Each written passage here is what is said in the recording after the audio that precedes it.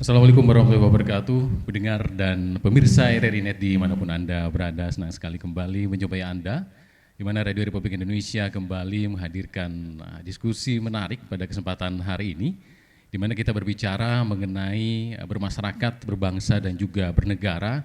Ini memang tidak bisa lepas dari yang namanya agama, begitu ya. Bahkan di Kalimantan Selatan sendiri ini cukup banyak pemeluk agama di sini. Namun sampai dengan saat ini alhamdulillah ya kita masih dalam kondisi yang sangat-sangat damai, tentram, dan ini juga akan kita perbincangkan pada kesempatan hari ini dengan narasumber kami yang memang sudah lama berkecimpung tentunya di bidangnya masing-masing. Namun kita akan lebih berbicara terkait bagaimana hidup bermasyarakat begitu ya dalam bingkai keagamaan tentunya. Ini tetap terjaga sampai kapanpun di tengah memang berita-berita hoax yang terus datang dari berbagai media, apalagi media sosial yang memang ancamannya juga sudah tidak bisa lagi kita saksikan begitu. Dan memang yang menarik adalah bagaimana pada kesempatan hari ini dengan judul hidup dalam bayang-bayang agama bingkaian manusia, narasumber kami satu ini mencoba menuangkan pemikirannya dalam sebuah karya tulis ya, yang nantinya juga akan kita diskusikan dengan para narasumber kami yang lain. Saya kenalkan dulu, beliau merupakan Kepala RRI Banjarmasin dan juga pensiun di RRI Banjarmasin pada tahun 2017 dan cukup lama juga mengabdikan dirinya di Banua, Kalimantan Selatan. Ini mungkin sudah ada yang kenal, tapi bagi yang belum kenal saya perkenalkan lagi. Beri tepuk tangan untuk Pak Sutrisno Santoso. Apa kabar Pak Tris? Pada kesempatan hari ini bisa kembali ke rumahnya ya. Ke rumahnya. Apa kabar Pak Tris? Kegiatan apa sekarang fokusnya? Alhamdulillah baik-baik saja, alhamdulillah sehat atas ridho Allah. Saya serasa kembali ke Banua lagi, memang lagi kembali ke Banua sini karena 3 kali bolak-balik di Banjarmasin itu waktu menjadi staf, kepala bidang dan terakhir kemarin diberi amanah oleh Allah. Baik, kita akan dengarkan nanti ya, kita akan ikuti paparannya sekitar ya 10-15 menit ya Pak Tris ya, sebelum nanti kita akan perbincangkan, diskusikan begitu dengan narasumber kami yang lain. Saya kenalkan dulu di samping Pak Tris, ini juga sudah sangat dikenal oleh masyarakat Banua Kalimantan Selatan, ada Pak Aliansah Mahadi, Pak Didit panggilan biasanya, Ketua ISKSB Kalimantan Selatan. Apa kabar Pak Didit? Assalamualaikum Pak Didit. Baik. Ini juga sibuk ya, terima kasih meluangkan waktunya bisa berbincang bersama RRI pada kesempatan hari ini. Kita tunggu nanti masukannya seperti apa, pandangannya juga seperti apa begitu.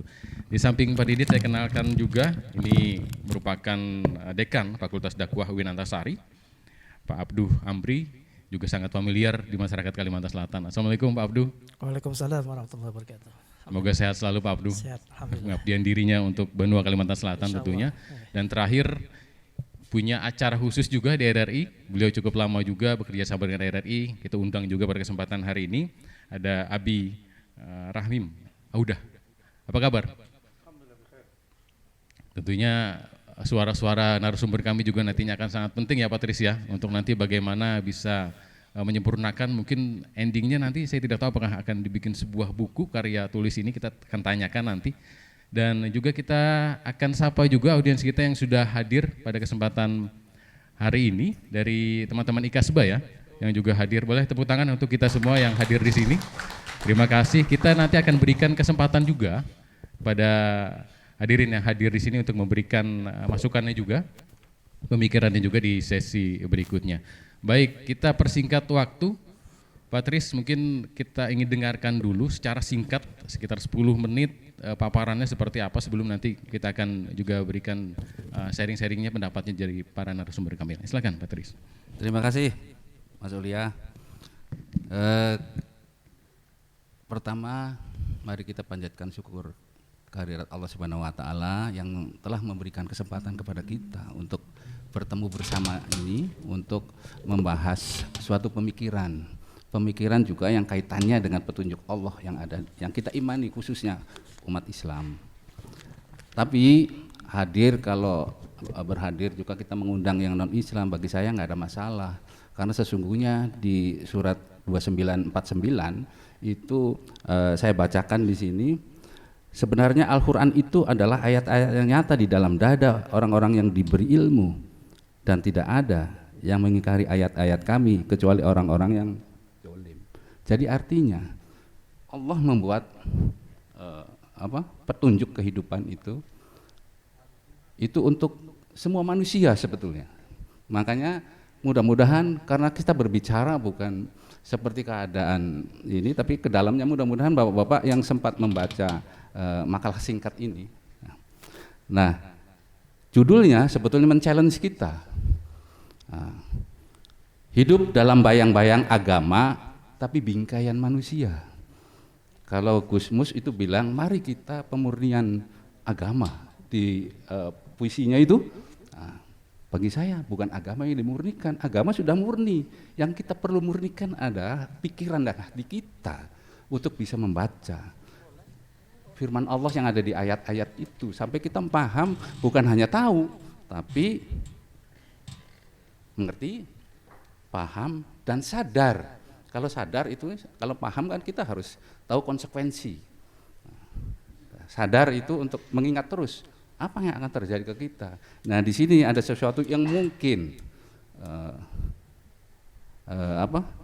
tanda petik, nggak tahu baru atau tidak. Saya memperkenalkan bagaimana cara metode untuk belajar. Di sini saya sebut, kalau baca makalah, ada SSCA, sistem semesta ciptaan Allah. Jadi bukan masalah hasil ciptaannya saja, di dalam itu ada sistem yang banyak mungkin orang lupa. Nanti secara singkat saya sampaikan. Nah, latar belakang atau dasar pemikirannya adalah, pertama, ingin menyuarakan kebenaran di tengah hiruk pikuk informasi hoax yang menyesatkan. Saya melihat ada kebenaran, ada sesuatu yang saya tidak boleh menyembunyikan itu, karena ada pesan di ayat itu. Ayatnya sudah ada, saya nggak perlu bacakan, sudah barangkali. Terima kasih juga nih para ustadz, para sesepuh yang sudah hafal dan lebih paham bahasa Arabnya. Nanti tolong saya juga diingatkan kalau keliru, tolong ditambahkan. Kalau orang Jawa itu ngang suka weruh, gitu. Nah, terus kedua, mengikuti perintah Allah yang tidak mempercayai, untuk tidak mempercayai omongan, pendapat atau pemikiran orang-orang yang suka menjual ayat-ayat Allah dengan harga murah, dengan berdagang amalan-amalan. Tanda petik, amalan itu mari kita cermati yang mana. Karena kalau saya baca nomor 2 itu perlu dibaca nih ayatnya supaya tahu, karena bukan pemikiran saya. Ini pemikiran yang saya coba kutip dari ayat Al-Quran. Tinggalkanlah orang-orang yang menjadikan agamanya sebagai permainan dan senda gurau, dan mereka telah tertipu oleh kehidupan dunia. Memperingatkanlah mereka dengan Al-Quran, bukan dengan yang lain. Tapi kita harus memperingatkan siapapun harus dengan Al-Quran, agar setiap orang tidak terjerumus ke dalam neraka karena perbuatannya sendiri. Tidak ada baginya pelindung dan pemberi syafaat atau pertolongan selain Allah. Ini yang kita perlu. Makanya kalau bahasa, mohon maaf nih kalau Pak Ustadz saya salah, bahasa agamanya kita perlu tadabur. Tadabur itu memikirkan secara mendalam, direnungkan, dipikirkan, bukan sekedar dibaca sekilas tahu, tapi harus mentadaburi Al-Quran kita ini. 3, meneguhkan hati bahwa hanya dengan memahami firman Allah yang terkandung dalam ayat-ayatnya di Al-Quran, bukan mengikuti pendapat manusia, maka kehendak manusia akan bersesuaian dengan kehendaknya. Ini yang penting. Bukan kita punya niat hebat, wah saya kepingin hafal, pengen jadi hafiz, pengen jadi ustadz. Nggak cukup kalau Allah tidak berkehendak, nonsense. Ada ayatnya penjelasan itu. Jadi kita harus paham betul. Kalau dulu orang bilang inama amalu biniat, sesuatu berdasarkan niat, tapi niat apapun bisa akan berubah kalau Allah tidak berkehendak dengan niat itu. Ada juga di kutipannya. Nah, ini yang juga yang lebih penting lagi nih. memaksimalkan fungsi akal sebagai karunia dari Allah Subhanahu wa taala agar tidak hanya mengetahui tetapi juga mengerti dan memahami serta mampu mendeskripsikan tentang makna iman berdasarkan hasil tadabbur Al-Qur'an, sehingga sadar akan segala konsekuensi serta sistem semesta ciptaan Allah. Bapak Ibu, ada Ibu ya, mohon maaf kalau salah, ada ya? Ya, Bapak Ibu sekalian yang saya hormati, kalau kita mengikuti sholat Jumat, khotbah Jumat, selalu terdengar kita bersyukur atas nikmat Islam dan nikmat iman. Pertanyaannya, nikmat iman tuh ngerti nggak diri kita? Katanya kita beriman kepada Al-Quran, tapi kalau kebanyakan yang saya jumpai, kalau kita diskusi, ajak diskusi, ayat ini apa maksudnya? Saya takut salah. Harus tahu asbabul nuzulnya. Dalam konteks inilah saya terus menggali. Kalau ini terlalu lama, saya lihat ini challenge aja dulu nih. Nanti tentang imannya bisa dibaca, kita diskusikan. Mohon tanggapan juga, mohon masukan. Nah, challenge-nya, contoh misalnya, terakhir sebetulnya saya mengajukan 2 pertanyaan di situ. Mudah-mudahan kita satu persepsi memahaminya. Pertama pertanyaannya, adakah sosok yang paling mampu menjelaskan tentang makna hakikat dari firman Allah yang terkandung di dalam ayat-ayat di Al-Quran itu? Kalau ada siapa? Kedua, di tengah karut-marutnya keadaan, termasuk umat Islam sendiri, saling nyinyir, saling mengumpat, saling mengejek, saling segala macam, saling merendahkan segala macam. Sesungguhnya pemimpin umat Islam sejatinya itu siapa untuk saat ini?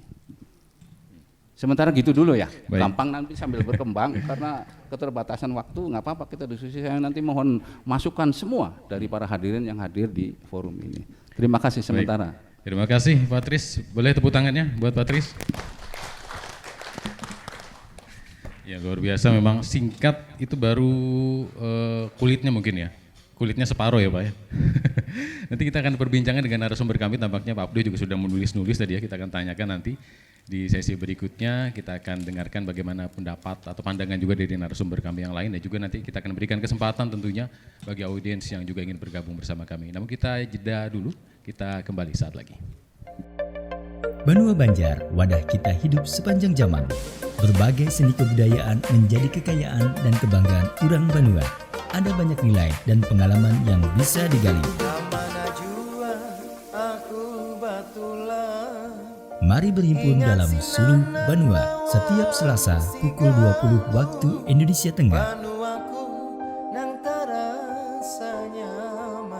Jangan kada ingat, hanya di Pro 4 Ensiklopedia Budaya Keindonesiaan.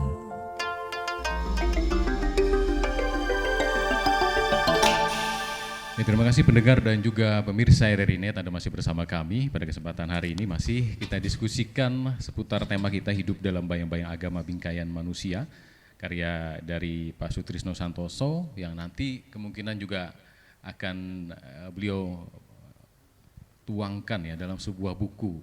Karena itulah memang pada kesempatan hari ini meminta masukannya, meminta pandangannya juga dari narasumber kami yang lain yang juga hadir pada kesempatan hari ini.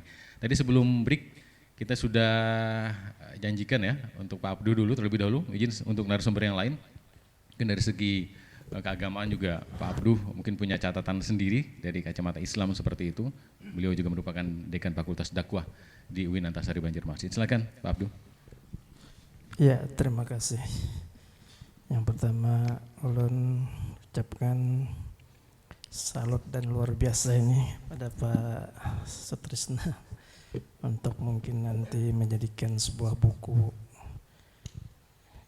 dan ini merupakan buku yang sangat luar biasa menurut ulun kalau nanti dituangkan dalam sebuah buku, karena judulnya Hidup dalam Bayang-bayang Agama Bingkaian Manusia. Luar biasa, kita belum pernah mendengar ada buku yang semacam ini, dan kemudian memang diambil dari ayat-ayat Al-Quran yang banyak. Antara lain tadi misalnya dari surah Al-Baqarah ayat 42 bicara tentang ada campur aduknya hak, ya. Atau kalau Al-Qur'annya itu bisa ulun bacakan seperti ini. Bismillahirrahmanirrahim, wala talbisul haqqa bil batil wa taktumul haqqa wa antum ta'lamun. Dan janganlah kamu campur adukkan yang hak dengan yang batil. Jadi kalau kita melihat situasi sekarang ini memang sudah banyak yang tercampur aduk ini antara yang batil dengan yang benar. Kita banyak melihat seakan-akan yang batil itu benar dan yang benar dibatilkan. Dan itu sudah menjadi karena kita hampir setiap hari kita dengar di televisi, kita dengar di mana-mana kan, di mass media, termasuk juga di YouTube kan misalnya, macam-macam pernyataan-pernyataan orang lain yang kadang-kadang menggunakan ayat juga, menggunakan ayat-ayat Al-Quran yang seakan-akan kemudian itu bisa dibenarkan, padahal sebenarnya salah satu mencampur adukkan yang benar dari yang batil. Nah ini memang perlu nanti dicermati lagi oleh Bapak bagaimana sebenarnya keadaan kita sekarang ini, supaya kalau bisa kita melihat yang benar itu sebenarnya apa gitu kan, yang benar itu, yang benar-benar benar itu bagaimana. Jadi kalau ada kriterianya, ada indikatornya misalnya. Kalau misalnya orang mengatakan yang benar itu mesti ada indikatornya ini. Kalau lepas daripada ini itu berarti dia tidak benar lagi. Jadi kalau misalnya menggunakan ayat Al-Quran, maka indikatornya harus ini kan, harus ada seperti itu. Nah sehingga kita bisa melihat yang benar itu jelas benarnya, kemudian yang batil itu jelas juga. Karena sebenarnya dalam Al-Quran sendiri itu sebenarnya sudah menjelaskan kalau yang batil itu akan kelihatan nanti yang batil, tapi ada proses. Jadi kadang-kadang dia muncul yang batil itu dulu, yang batilnya muncul. Nah tapi kemudian berjalan, oh ternyata itu batil, baru kelihatan yang benarnya. Dan itu banyak sejarah-sejarah kita temukan, terutama misalnya pikiran-pikiran dalam teologi misalnya, atau dalam tasawuf misalnya, yang tadinya belum kita temukan yang benar itu seperti apa sih. Nah tapi yang muncul itu justru yang batil-batilnya, ada Jabariyah, ada Qadariyah, ada Mu'tazilah dulu kan. Habis itu baru muncul yang namanya Ahlus Sunnah wal Jamaah. Nah memang kayaknya Tuhan tuh seperti jadi memunculkan yang batil-batil dulu, dan itu ada orang-orang tertentu mungkin yang menjadi sengaja atau Tuhan disengaja.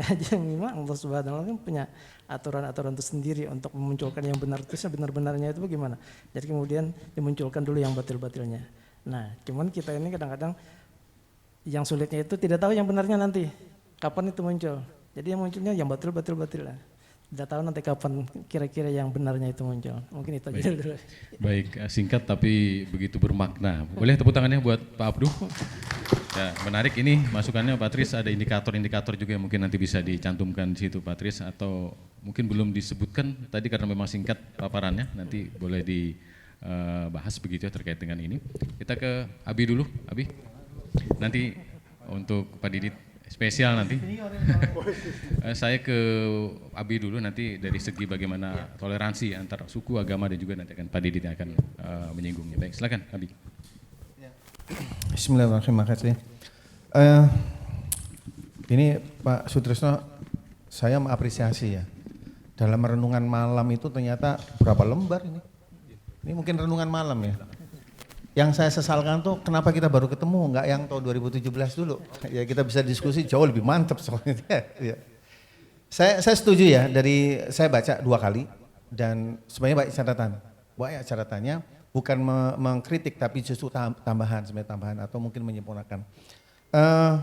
Yang pertama gini, kalau mohon maaf nih kalau ingin bentuk makalah atau buku, mungkin ini boleh saya kritik gak apa-apa ya. Kalau benar semua kan gak rame kan, harus ada kritik untuk bangun ya. Kalau dalam dunia akademik itu ada problem akademik. Jadi persoalan-persoalan yang dituangkan di dalam kepala ini problem. Nah lalu dari problem itu ada 2 atau 3 pertanyaan. Ada kegalauan dalam jiwanya sehingga menjadi renungan. Kenapa jadi galau? Oh ternyata hoak yang di mana-mana sebagainya gitu ya. Itu ada beberapa pertanyaan. Nah pertanyaan itu sebenarnya ini jawaban dari pertanyaan. Jadi tinggal Pak Sutrisno membuat pertanyaannya saja. Jawabannya sudah ada di sini. Jadi itu kalau misalnya dijadikan buku, maka si pembaca akan, oh benar ya, ternyata penyebab galaunya ini, secara memberikan solusi ke galau itu adalah ini. Sudah di jawabannya, tinggal pertanyaan saja yang belum. Itu kritik pertama. Yang kedua, mungkin sudut pandang berbeda ya sama Ustadz. Ini Qori yang tidak pernah mantan, biar tua suaranya masih bagus nih. Ini sahabat saya nih. Kebenaran menurut dalam perspektif media itu beda. Kalau kita melihat, oh ini salah, menurut Anda, ayatnya ini nih, saya juga punya ayat. Jadi mungkin beda menurut kita, mungkin benar menurut dia kan gitu. Jadi perspektif kebenaran hak itu sudut pandang. Karena Al-Quran itu sudut pandangnya macam kayak kita lihat berlian ya. Berlian itu kan dengan berbagai macam sudut. Memahami orang itu bisa berbeda-beda. Menurut Anda itu salah, menurut saya benar. Kesalahan, misalnya kita mengkritik ya, oh yang benar itu. Nah jawaban kita itu pertanyaan dia, lalu panjanglah kisah. Jadi kalau misalnya kita tidak suka dengan itu, ya kita diam, saya tidak setuju, diam. Yang benar adalah ini. Tapi kalau kita mengkritik, karena gini, boleh jadi mungkin Pak Trisno membuat dalil tentang kebenaran itu ayatnya ini, Ustadz si Abdu beda lagi ayatnya. Mungkin orang lainnya, oh yang dimaksud kebenaran itu ayatnya ini kan gitu ya. Jadi tidak akan bisa nyambung. Jadi kebenaran yang hak itu sebenarnya kalau kita bicara ada nanti iman itu nggak bisa diganggu gugat gitu. Tapi kalau kebenaran yang ada di media itu kebenaran konten ya, supaya orang banyak nonton saja kira-kira tuh, supaya menjadi YouTuber gitu ya. Nah itu. Kemudian saya ada beberapa catatan sebenarnya, ada beberapa catatan. Kalau boleh supaya karena kita waktunya berbagi ya, kan enggak nyaman kalau saya habisin ntar senior apa yang mau bicarakan ya gitu ya.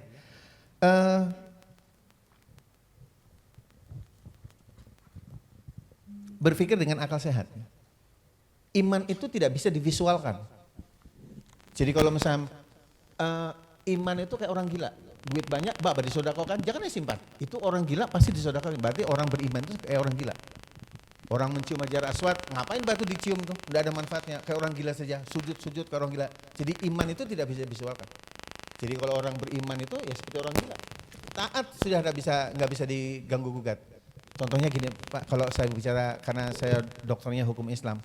Mohon maaf ya, kalau ada orang yang buang hajat, buang angin, kenapa yang muka yang dibasuh kok bukan yang pantat yang dibasuh? Itu iman, sudah ikuti saja aturannya begitu. Jadi nggak bisa divisualkan gitu. Kemudian ada yang jeli ya.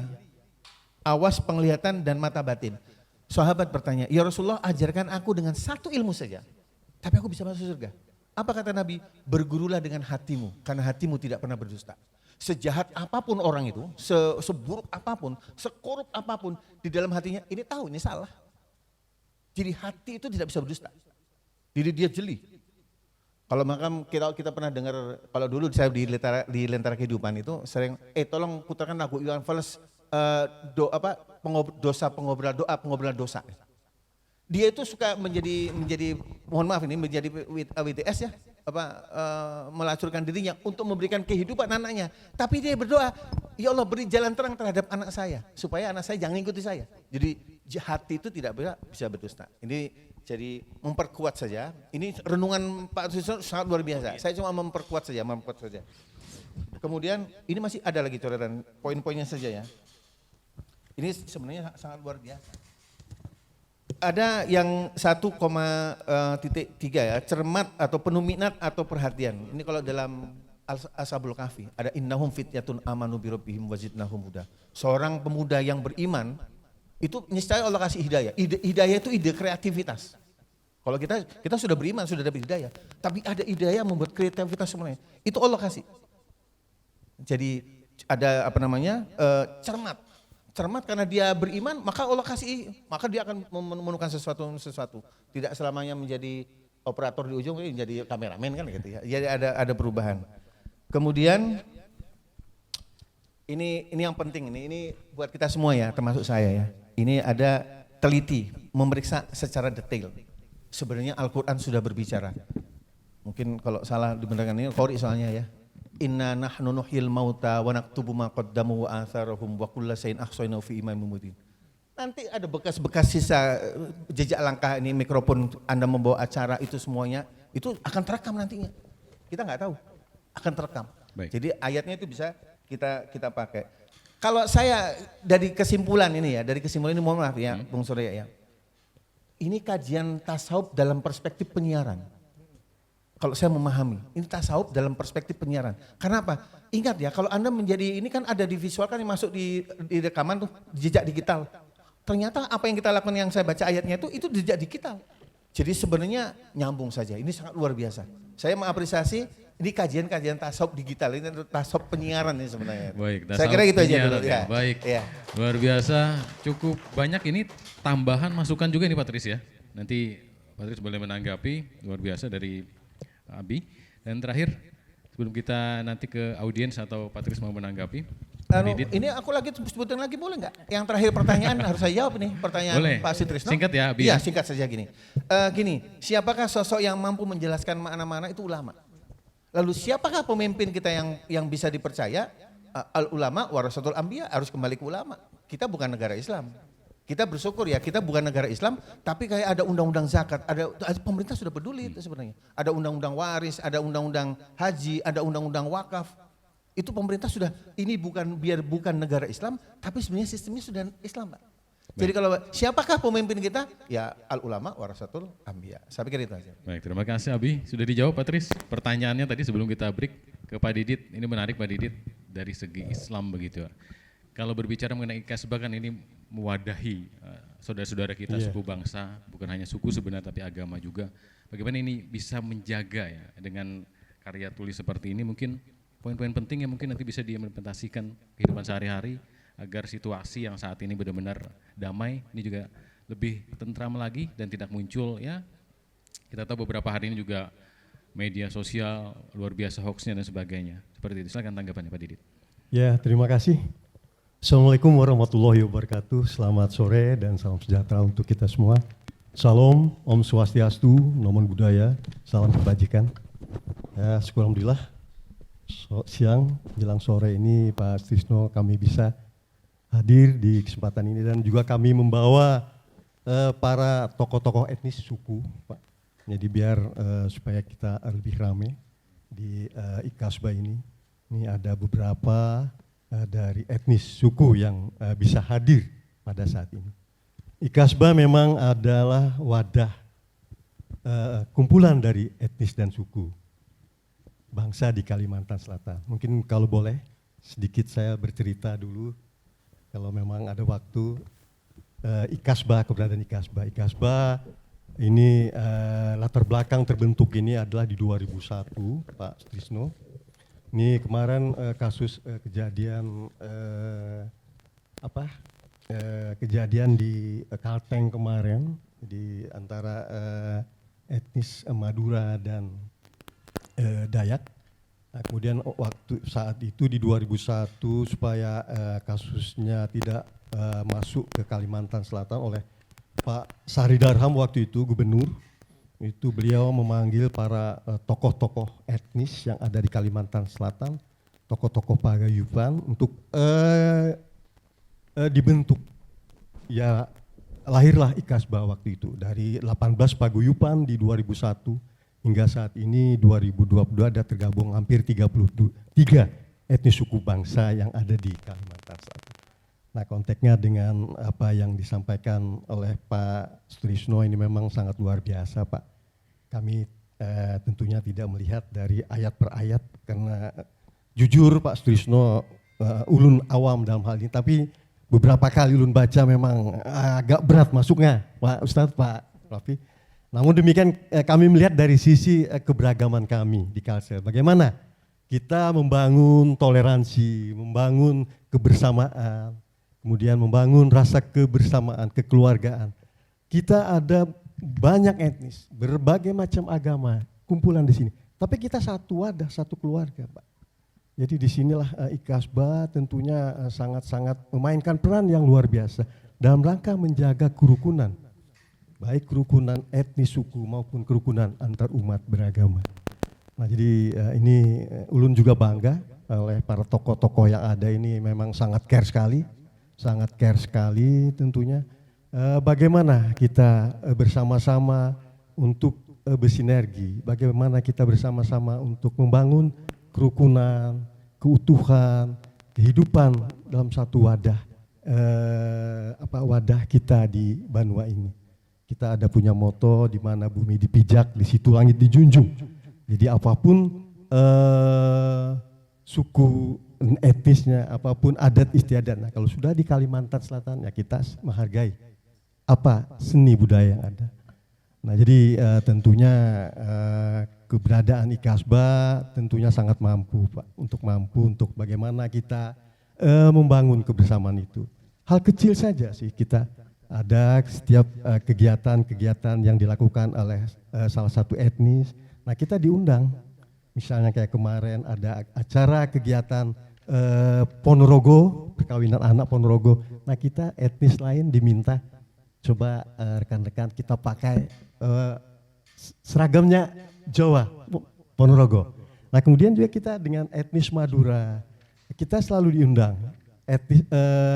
Paling tidak pengurus-pengurus diundang untuk mengikuti acara mereka. Misalnya kayak arisan, yasinan. Nah kita diminta, IKASBA diminta di situ. Nah mereka tentunya para etnis merasakan, oh ada sih, ada bapak dari etnis ini. Nah itu mungkin salah satu upaya bagaimana kita bisa menjaga, bisa kita membangun kebersamaan itu. Nah konteksnya mungkin dalam hal ini Pak Sutrisno, jadi artinya karena kita di IKASBA ini berbagai macam etnis, kemudian berbagai macam agama, jadi mungkin tentunya ya kaitannya dengan apa yang ada di kami, tentunya ini kita sama-sama melihatnya dari masing-masing keyakinan. Nah kemudian juga tentunya yang lebih menurut ulun sih mungkin ya kita moderasi beragama sih konteksnya sih, mungkin juga moderasi kita di tengah-tengah, jadi bagaimana kita memainkan peran di masing-masing agama. Jadi kita tidak secara ekstrim untuk melakukan apa yang dilakukan. Mungkin itu sementara. Baik. Terima kasih Pak Didit, boleh tepuk tangannya. Beberapa poin penting saya catat di sini terkait bagaimana nilai keagamaan juga ya, dan tentu saja bagaimana bisa dibilang Kalimantan Selatan ini miniaturnya Indonesia juga sebenarnya, dengan beraneka macam suku, agama juga, ras tentunya, tapi tetap 33. Ini bersyukurlah kita kan sampai dengan saat ini kondisi tetap damai, sejahtera seperti itu ya. Baik, menarik sekali.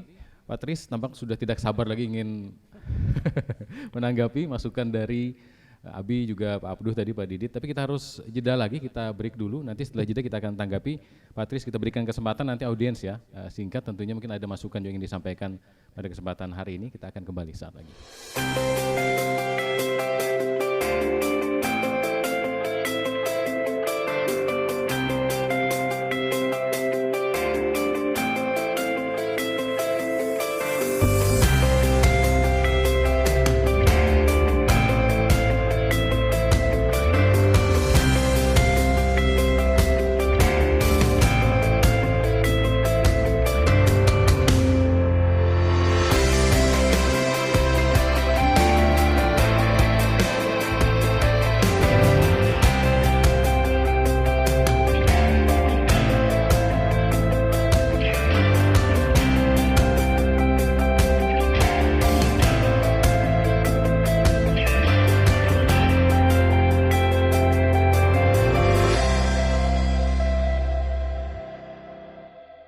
Ya pendengar dan juga pemirsa RRI Net, masih dalam diskusi kita pada kesempatan hari ini, hidup dalam bayang-bayang agama bingkaian manusia, yang ditulis oleh Pak Sutrisno Santoso, dan kita masuki saat ini tanggapan dari Pak Tris terkait masukan dan juga paparan juga tadi sedikit dari para narasumber kami, pandangannya terhadap karya tulis makalah singkat Pak Tris menyebutnya ya. Tadi masukan juga Abi terkait dengan bagaimana nanti ke depannya kalau memang dijadikan sebuah buku, dan janji kami tadi kita akan berikan kesempatan ke audiens, tapi sabar dulu, kita berikan dulu untuk Patris menanggapi, singkat Patris mungkin sekitar 10 menit lah terkait dengan masukan-masukan dari narasumber kami yang lain. Silakan Patris. Baik, terima kasih Mas Aulia. apa yang dikatakan Pak Abi tadi sangat benar, bahwa ini sebetulnya ini jawaban dari persoalan, benar. Jadi makanya saya ingin sampaikan kebenaran ini sesuai dengan reasoning yang pertama. Nah, karena saya mengajak umat Islam dan semua manusia untuk berpikir sampai tingkat hakikat. Tingkat hakikat. Karena apa? Nabi Nuh aja diingatkan, Nabi Muhammad diingatkan, janganlah menjadi orang bodoh, tapi harus tahu apa yang mau ditanyakan. Dan kita tuh sebetulnya tidak pantas atau tidak patut seorang nabi dengan para orang-orang yang beriman itu mendoakan, memohonkan kepada Allah ampunan bagi orang-orang yang musyrik, walaupun itu di keluarganya sendiri. Tapi kita kan nggak bisa membedakan mana yang musyrik mana yang tidak. Kita kan bisa melihatnya cuma di indikator saja. Dia menjelaskan dakwah ini sesuai nggak dengan Al-Quran. Nah, ada ayat, kan ada saya tulis tapi nggak ingat ininya. Mau dengan kata-kata apa lagi setelah Allah dengan penjelasannya mereka akan beriman. Artinya hanya satu-satunya sumber itu adalah Al-Quran. Tapi bukan berarti pendapat orang lain termasuk Nabi nggak boleh. Harusnya merupakan derivasi, turunan, bukan seolah-olah muncul dari diri sendiri.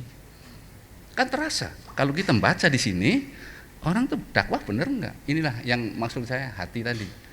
Tapi tidak semua orang, apalagi cuma yang dikejarnya menghafal dan membaca saja, nggak bisa, nggak akan kena, pasti kelewat apa yang dimaksudkan oleh Allah di sini. Menurut saya, pemahaman saya, belum tentu benar juga. Nah, itu. Tapi itu benar, ini jawaban sebetulnya persoalan masa kini. Contoh media tadi, media tuh ada ayatnya dijelas.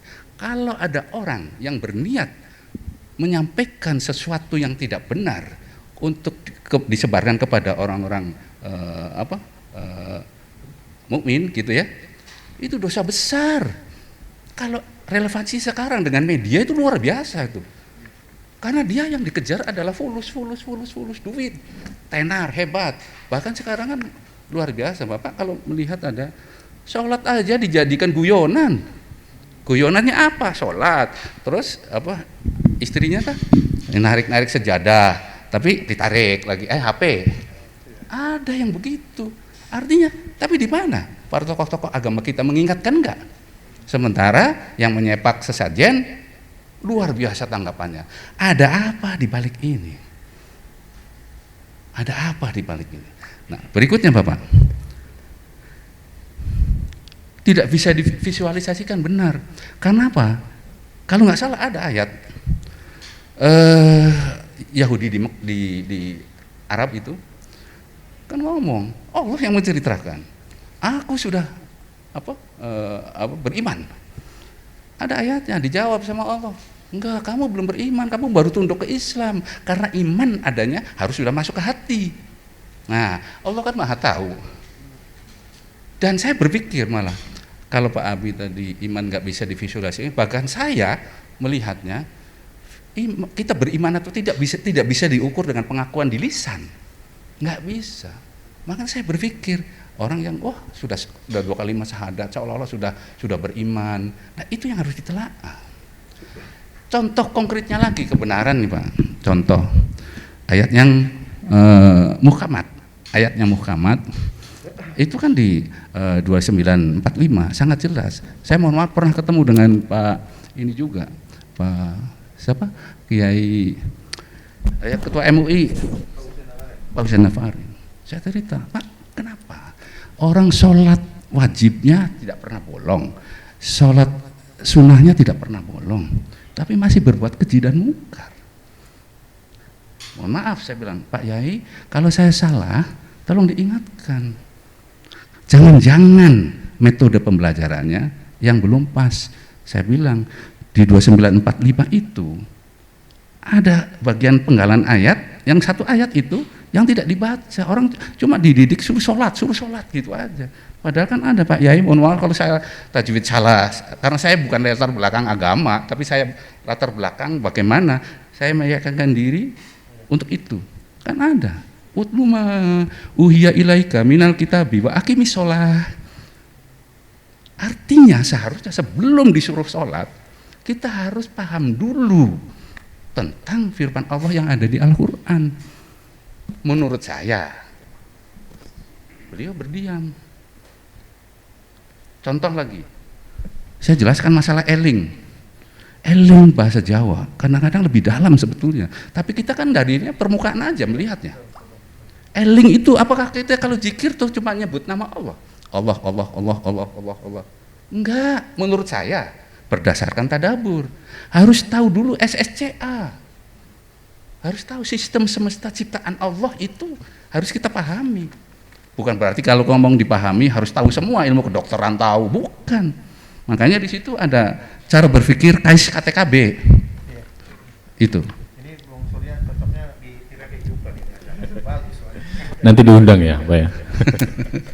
Terima kasih. Nah, kaitan dengan indikator tadi. Indikator ini kadang-kadang saya miris dalam hati saya. Ya Allah, seperti begini. Ada challenge di ayatnya itu. Tidak terjadi semua bencana segala macam itu sudah tertulis di Lauhul Mahfuz, termasuk kecelakaan, musibah orang. Pertanyaan saya sederhana, saya tuh belajarnya mohon maaf. Saya banyak baca buku, tapi saya tidak bergantung kepada pendapat orang. Saya tidak tergantung pendapat orang. Saya men-challenge diri sendiri. Pengertian itu yang saya peroleh. Kata orang, ya harus belajar ke kiai, belajar benar. Tapi untuk belajar agak bahasa. Benar, tapi masalah hakikat hanya Allah yang tahu. Makanya itu kaitannya dengan pertanyaan nomor 1 dan 2 nanti. Nah, itu. Jadi artinya luar biasa. Ada contoh. Challenge-nya begini, Pak. Ini untuk bapak-bapak semua. Saya men-challenge diri saya. Semua pendapat itu harus mampu menjawab semua challenge dari sudut apapun. Itu baru kebenaran. Saya harus siap di challenge. Contoh, semua seolah-olah nasib orang itu semua tertulis di Lauhul Mahfuz. Pertanyaannya, apakah orang jadi wali kota itu sudah ada di Lauhul Mahfuznya? Apakah orang naik pesawat terbang jatuh nggak ketemu jasadnya? Apakah ada di Lauhul Mahfuznya? Kalau kita berpendapat begitu, berarti mohon maaf, Allah berarti tidak adil menciptakan manusia. Ada yang jadi jenderal, ada jadi gubernur. Nah itu challenge untuk membuktikan logika kebenaran adalah itu. Itu. Terus masalah mana? Oh ya, ada kesempatan satu ya. Ya, monggo. Kita berikan audiens dulu, Pak. Iya. Bisa juga menyampaikan. Baik, silakan sebutkan nama, Pak. Baik. Ada 2 orang, baik, yang pertama silakan. Ya, selamat sore. Assalamualaikum warahmatullahi wabarakatuh. Salam damai sejahtera, Om Swastiastu, Namo Buddhaya dan salam kebajikan. Saya Ari Tandau, merupakan seorang Kristen. Jadi melihat dan mendengar penyampaian dari Bapak Sutrisno mengenai Allah atau Allah dalam bahasa orang Kristen, memang kita tidak berbeda jauh pandangannya. Jadi memang Kristen juga mendasarkan pada iman. Iman itu adalah dasar dari segala sesuatu yang tidak kita ketahui dan tidak kita lihat. Iman itu adalah keyakinan. Di mana dalam kehidupan Kristen itu ada 2 hal. Yang pertama bahwa kasihilah Tuhan Allahmu dengan segenap hatimu, dengan segenap jiwamu, dan dengan segenap akal budimu. Jadi memang konsep dari pemikiran ilahi dan pemikiran manusia itu ada di dalamnya. Dan untuk kesinambungan sesama manusia juga diminta kepada manusia untuk saling mengasihi satu dengan yang lain. Karena di dalam kekristenan juga dikatakan, jangan ada padamu Allah lain di hadapanku. Jadi itulah konsep yang dapat kami sampaikan. Perbedaan dengan ajaran syariat Islam, tetapi dalam pelaksanaan sebenarnya tidak jauh berbeda. Dan kami sebagai kerukunan Dayak Ma'anyan yang merupakan di dalamnya kumpulan orang-orang Dayak Ma'anyan baik dari Kristen, dari Islam, dari Hindu. Dan di dalam setiap kegiatan apabila orang Dayak Ma'anyan mengadakan acara, maka dimulailah dengan salawat Nabi. Kita juga mengikuti semua. Juga kalau di dalam kehidupan orang Dayak Kristen dengan dimulai dengan doa dan pujian juga sama. Semua yang yang masyarakat Dayak yang Muslim juga ikut serta. Tapi dalam ikut serta di sini tidak ikut apa yang dilakukan, tetapi ikut dalam suatu kelompok menjadi pendatang dan pendengar. Demikian juga ketika dalam Hindu yang di dalam di dalam Dayak itu adalah Hindu keharingan. Jadi disinilah Pak, jadi memang pembicaraan konsep yang tadi Bapak sampaikan Pak Sutrisno itu mulai adalah bagaimana keilahian itu dikaitkan dengan kehidupan kita sebagai manusia. Tuhan memberkati. Baik, terima kasih Pak Ari. Ya baik, terima kasih Pak Ari. Ini luar biasa gambaran juga bagaimana toleransi umat beragama di masyarakat juga begitu tinggi di Kalimantan Selatan. Selanjutnya kita beri kesempatan kembali, satu penanya kembali. Baik, silakan Pak. Terima kasih. Assalamualaikum warahmatullahi wabarakatuh. Selamat sore untuk kita semua. Ulun sedikit aja Pak. Nama saya Anwar dari Kerukunan Keluarga Bima Pak, yang bergabung di dalam Ikasba. Saya sedikit hanya saran aja Pak.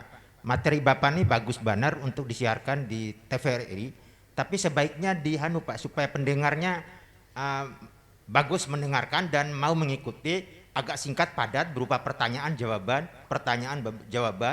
beberapa episode mau 10 mau 20 episode gitu kan, supaya lebih dipahami oleh masyarakat.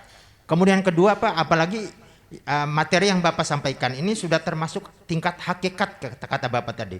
Itu menurut saya sudah tingkat yang paling tinggi itu Pak. Karena yang pertama kalau dia salah itu syariat tingkatannya. Yang kedua tarikat. Yang ketiga hakikat. Yang terakhir ma'rifat. Itu sudah luar biasa Pak menurut ilmu materinya. Ya itu aja Pak. Terima kasih. Assalamualaikum warahmatullahi wabarakatuh. Ya, terima kasih Pak Anwar ya. Ini perwakilan juga dari Kerukunan Keluarga Bima yang ada di Kalimantan Selatan. Masukan juga tadi ada program khusus katanya.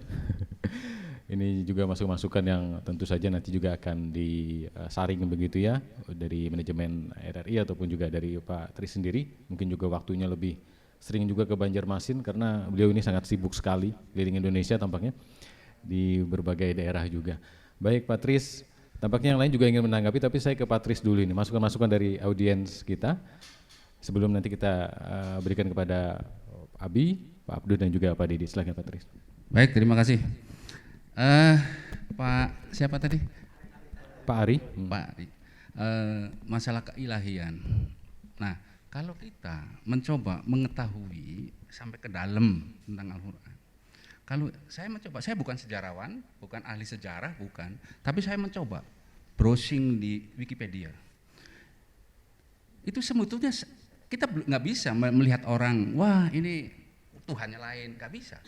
Karena saya baca di ini ya, dari ras Mongoloid, ras Negroid, termasuk orang anunya nih. Nah di sini ada, aku adalah Allah Tuhanmu.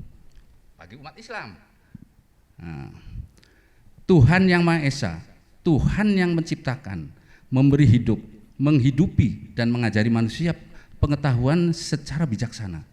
Tuhan yang menciptakan pikiran manusia dan sistem ini pendapat saya, hukum dan sistem hukum kosmis mengatur alam semesta. Nah, dalam bahasa Ibrani, aku disebut macam-macam nih. Ada Adonai, itu artinya Tuhan atau Tuanku atau Allah yang perkasa. Jadi kita kalau ada kawan kita, saudara kita ngomong Adonai, jangan wah itu bukan Allah, nggak bisa. Karena Allah mengajari sesuai dengan suku-suku pada saat itu.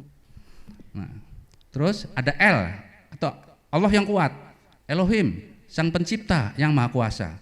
Sama, intinya sama. Sebutannya berbeda. Elyon, Allah yang Maha Tinggi. Elohe Yisrael, Allah Israel. Dan segala macam, banyak lah. Kalau mau kupas, tapi sayang waktunya ini. Nah, kaitannya dengan sholat waktu, sebetulnya saya ya senang-senang aja untuk berbagi. Itu kan kewajiban kita. Kewajiban kita umat Islam dan umat beragama apapun, kebaikan harus dibagi, bukan dikantongi sendiri. Nah, gitu loh. Jadi, nah apa tadi yang apa ya? Masukannya sebenarnya Pak mungkin lebih dipersingkat ya ininya, makalahnya atau tulisannya begitu agar juga teman-teman kita lebih memahami begitu. Ke poinnya mungkin seperti masukan juga Pak Abi, nanti pertanyaannya apa, jawabannya apa begitu ya. Jadi masyarakat juga punya apa ya, pedoman, oh seperti ini ternyata ketika memang mereka temui permasalahan ini solusinya seperti ini, seperti itu. Ya, justru itulah saya bilang kalau kita belajar di kampus sudah berapa semester, barangkali berapa tahun masalah itu kalau dari filosofi itu tadi. Nah, barangkali atau nanti yang saya dijawab pertanyaan itu belakangan aja sebagai konklusi aja gitu ya. Nah, barangkali bisa dilanjut lagi. Bisa menjawab tadi Pak ya. Saya senang akan mengurai satu persatu. Jadi satu ayat, karena mohon maaf kalau orang bangga membaca Al-Qur'an hatam berkali-kali. Saya jujur ngomong di mana saja. Waktu saya ke UIN, ke rektor termasuk kepada Pak Yai itu, saya bilang, saya ini satu ayat aja belum hatam. Karena begitu berkelindannya antara ayat itu, dan kita harus jeli masing-masing dilihat. Nanti berhubungan dengan surat ini, ayat ini, berhubungan dengan ini, ayat ini, sebab akibatnya. Nah, yang saya khawatirkan kita ini, mohon maaf, yang bisa menjawab kita masing-masing, kita ini musyrik atau tidak? Karena musyrik itu menurut Al-Quran, bukan menurut saya, orang yang memecah belah agama. Bisa dibaca di situ, ada. Saya cukilkan ayat-ayatnya. Nah, kalau memecah belah agama, bagaimana? Saya nggak berani seolah-olah saya menyalahkan, karena saya kan minta masukan nih. Ada macam-macam, yang terbesar 4 macam. Di kita sendiri banyak, bahkan dulu ada golongan Ahmadiyah ya, yang sampai dihancurkan segala macam. Masya Allah. Gitu. Kita berikan kesempatan dulu karena memang waktu kita sangat terbatas pada hari ini. Pak Abdu dulu. Nanti terakhir Abi, gantian terakhir untuk Abi ya. Setelah ini kita ke Pak Didit, singkat sekitar ya 2-3 menit lah Pak Abdu. Oke, terima kasih. Jadi sebenarnya Islam ini kita jelas di dalam Al-Quran itu bahwa sesungguhnya Allah Subhanahu wa Ta'ala itu tidak menginginkan semua orang itu beriman kayaknya kepada Allah Subhanahu wa Ta'ala. Seandainya Tuhan itu beriman kepada Allah, itu pasti bisa, karena kun payakun, jadi maka jadilah. Tapi Allah Subhanahu wa Ta'ala itu tidak menginginkan seperti itu. Jadi orang dibiarkan beragama ini. Tapi Allah hanya memberikan petunjuk, berupa Al-Quran. Jadi kalau orang mau yang benar itu seperti ini, yang salah itu seperti ini. Nah, tinggal orangnya mau tidak, itu aja. Dan kemudian kalau kita melihat Al-Quran, bahwa sesungguhnya Islam itu agama yang berada di tengah-tengah. Jadi tidak ekstrem kanan, tidak ekstrem kiri. Kalau yang kanan itu biasanya radikal, ya. Tapi ekstrem kiri biasanya jadi teroris ya. Jadi Islam itu berada di tengah-tengah. Makanya ada moderasi beragama, berada di tengah-tengah, moderat beragama. Jadi ketika ada ayat-ayat Al-Quran yang kemudian menjelaskan sesungguhnya orang kafir, sesungguhnya orang munafik, sesungguhnya orang ini, itu hanya Allah memberikan keterangan bahwa seseorang itu kalau indikatornya kayak ini orang munafik, kalau indikatornya seperti ini ada orang kafir. Nah, tinggal orangnya mau memahami atau tidak dengan Al-Quran. Kalau dia memahami, kemudian menjadikan Al-Quran sebagai petunjuk dia akan bisa yang selamat, jalan keselamatan tadi. Atau bisa dia mengambil pelajaran dari Al-Quran, kemudian dia berada di dalam yang hak, seperti itu. Baik. Ya. Pak Didit mungkin ada yang ingin disampaikan juga? Ya mungkin sedikit aja, artinya dalam konteksnya makalah Pak Sutrisno dengan kami Kasbah, artinya kita bagaimana sih toleransi itu terbangun, kebersamaan itu terbangun. Mungkin itu aja, terima kasih. Baik, Abi, silakan Abi. Ini kayaknya terakhir lama nih ke saya. Saya cuma memotivasi Pak Sutrisno saja ya. Tidak semua orang hafal Quran itu faham Al-Quran. Jadi banyak berapa hafal Al-Quran jadi imam sebagainya tidak paham. Mungkin Pak Sutrisno, saya, mungkin Ustadz Abdul tidak begitu hafal Al-Quran, tapi ada renungan dan paham. Jadi yang Pian sampaikan, saya ini satu aja saya gak hatam karena renungan, itu jauh lebih hebat. Jadi satu ayat yang direnungkan itu di mata Allah beda Pak. Ada seorang ulama, mungkin kita pernah dengar ada Alif Lam Mim dzalikal kitabul la raiba fi. Di satu ayat ini saja itu menjadi satu kitab. Karena ternyata ada hubungannya dengan ini, tidak habisnya. Jadi biar kita dah hafal, Bapak dah hafal, tapi renungan ini hasilnya makalnya luar biasa. Ini satu yang pertama, motivasi saja. Kemudian yang kedua, yang ini ada sistem semesta ciptaan Allah, itu sebenarnya ada kausalitas, ada sebab akibat. Kalau ini pesawat jatuh karena mungkin ada sistem sebagainya.